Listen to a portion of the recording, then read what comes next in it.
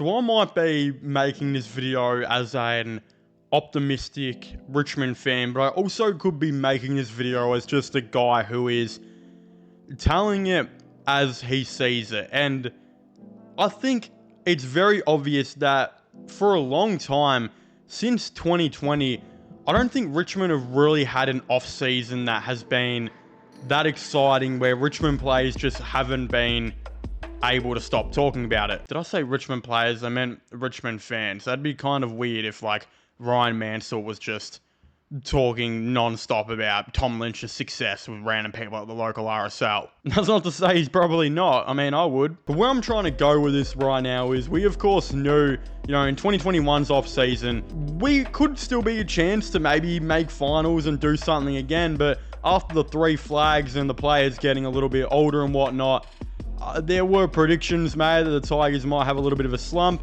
Again, in 2022, there was a lot of hype because we had a really big draft and we wanted to get back into the finals really bad. That ended up all happening. But the 2023 season, the off-season with that, the 2024 season, the 2024 off-season, were all obviously very disappointing, and there wasn't a lot of hype and really that much to look forward to. For the most part, I think most people kind of thought we were going to be bad. Even with the inclusions of Tim Taranto and Jacob Hopper, there was some optimism, but then when a lot of the injuries started happening in the off-season, early on in the year, Tom Lynch broke his foot in like 18 different places.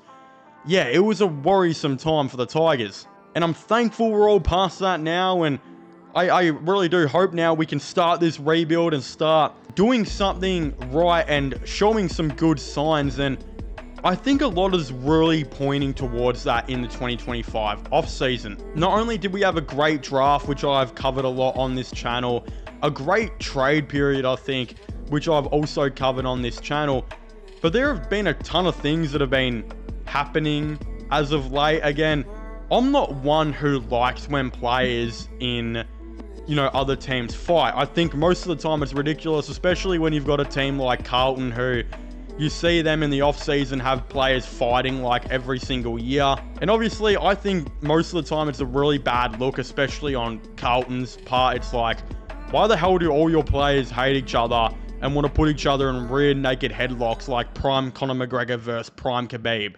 Like, what the fuck? But on a team like Richmond, who has been constantly in the media in the whole entire 2024 by people like Kane Corn saying that the Tigers players don't care, the coach is way too easy on the players, there's no signs of improvement or really the players showing compassion and energy. It just, again, it looked like a lot of players had checked out, like Tim Taranto towards the end of the year, like especially Liam Baker and Shea Bolton and even Jack Graham.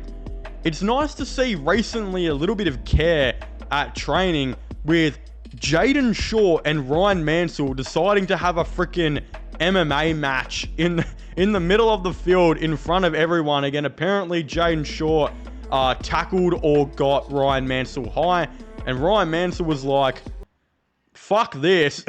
I'm going to touch you more inappropriately than centre half bench's uncle did to him when he was a child, and I'm going to put my fist into your throat while you're on the ground. And again, show a little bit of care, show a little bit of spirit, show a little bit of fight. Again, as I said earlier, I don't like when teams do this.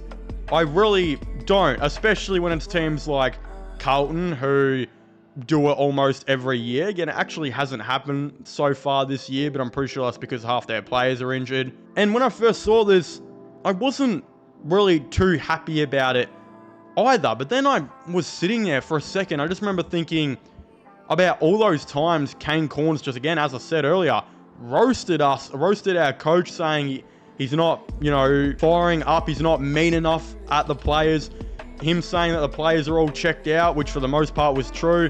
Him saying that the players just don't care enough, they don't try enough. All of the above.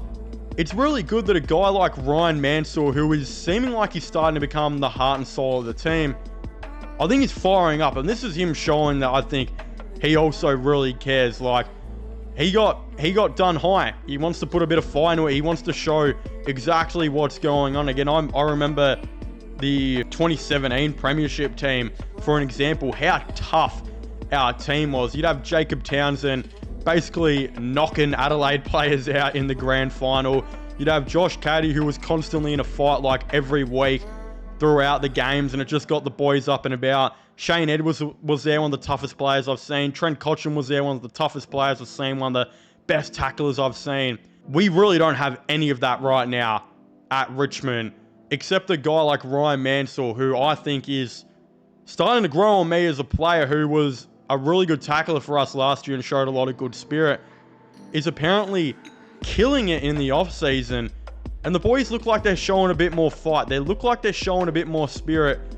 And I'm hoping to say that this is all changing a little bit, and it might not be, you know, Mr. Nice Tigers anymore, and these Tiger players who are all checked out.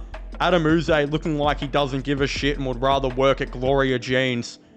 Instead, we've got players now who are showing compassion, showing spirit, showing a bit of fight.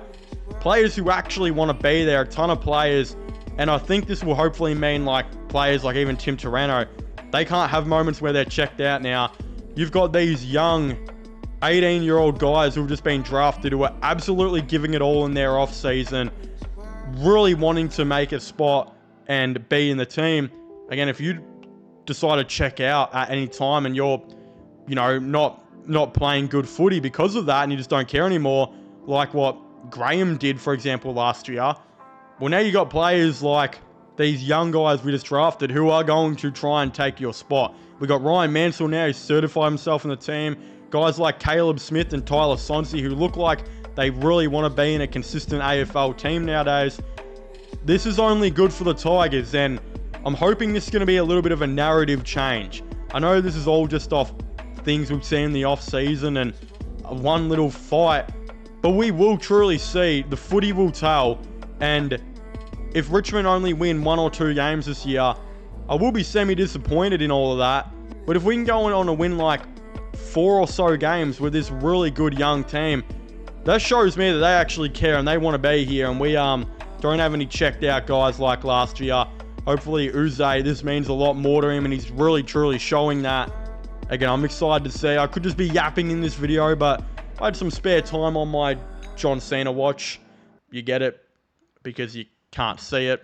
Yeah, spare time to make this video, so we're here. We're queer. I'm not even gay, I just needed something to rhyme with we're here. We're here making this video. If you enjoyed my little rant, make sure to leave a like on this video. Subscribe to the channel for all those AFL content news. Subscribe to my gaming channel as well, which will be getting linked down below. And I guess I'll see you guys next time. Goodbye.